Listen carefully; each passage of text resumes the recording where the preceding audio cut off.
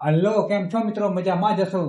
આજે હું તમને એવી જગ્યા બતાવવા જઈ રહ્યો છું જે તમે કદાચ સાંભળી હશે પણ જોયું નહીં હોય. આપણે ગામડામાં તમે સ્મશાન તો ઘણા બધા જોયા છે, પણ શહેરનું જે ઇલેક્ટ્રિક સ્મશાન હોય, ઇલેક્ટ્રિક ભઠ્ઠી હોય, આજે હું તમને એની મુલાકાત કરાવું છું. તો ચાલો. સ્મશાનને બીજા નામ તરીકે મુક્તિધામ તરીકે પણ ઓળખવામાં આવે છે. સર્વપ્રથમ આપણે આવશે અંતિમ વિસામો, એટલે કે છેલ્લો વિસામો, જે આપણે ડેડ બોડીની અહીંયા અંતિમ વિધિ કરવામાં આવે છે.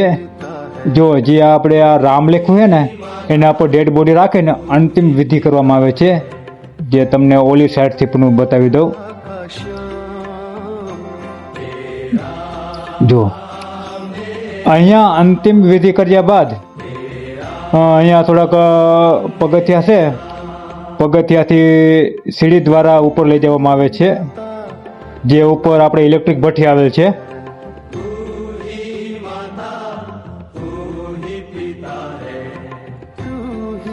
સામે જો તમને ઇલેક્ટ્રિક પેનલ બોર્ડ દેખાય છે, જે પેનલ બોર્ડ ઇલેક્ટ્રિક ભઠ્ઠીનું છે, જે અહીંયા ઇલેક્ટ્રિક ભઠ્ઠી આ પેનલ દ્વારા સંચાલિત છે.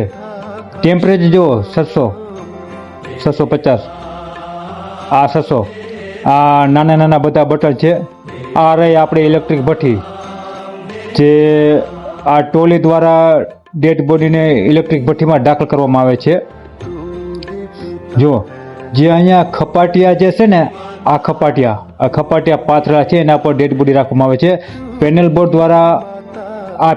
દ્વારા એ ગેટ ખોલવામાં આવે છે, અને આ ટોલી દ્વારા 2 માણસથી ધક્કો મારી અને ડેડ બોડી અંદર દાખલ કરવામાં આવે છે. ત્યારબાદ ગેટ બંધ થઈ જાય છે. આ ભઠ્ઠી ચારે બાજુથી પેક છે, તમને બતાવી દઉં. જુઓ અહીંયા પણ સાઈડમાં પતરા મારેલા છે. પાછળ ઇલેક્ટ્રિક વાયરિંગ છે, કેમ કે ઇલેક્ટ્રિક આધારિત છે એટલે ઇલેક્ટ્રિક વાયરિંગ છે. અને અંદર એલિમેન્ટ આવે એટલે કે કોયલું આવે. આ સાઈડથી પણ પેક છે, ઉપરથી પણ પેક છે. બતાવું તમને. જો આ ઉપરથી પણ પેક જ છે. આ છે આપણી ઇલેક્ટ્રિક ભઠ્ઠી. અને ડેડ બોડી પૂરી થયા બાદ એના અસ્થિ જે નીકળે એ ભાગ નીચે આવેલો છે, અને અસ્થિ ક્યાં રાખે એ ભાગ પણ નીચે આવેલો છે. તો આપણે એ બધું જ આપણે બીજા ભાગમાં, એટલે કે બીજા બ્લોગમાં તમને બતાવીશ.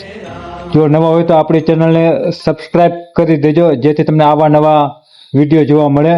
અને ગમે તો કોમેન્ટ પણ કરી દેજો. તો કેવો લાગ્યો આપણો પ્રથમ વ્લોગ કોમેન્ટ દ્વારા જણાવવા વિનંતી. તો હવે આપણે મળીશું બીજા વ્લોગમાં, જે આપણે બીજી તમારી સાથે હું માહિતી શેર કરીશ. હર હર મહાદેવ.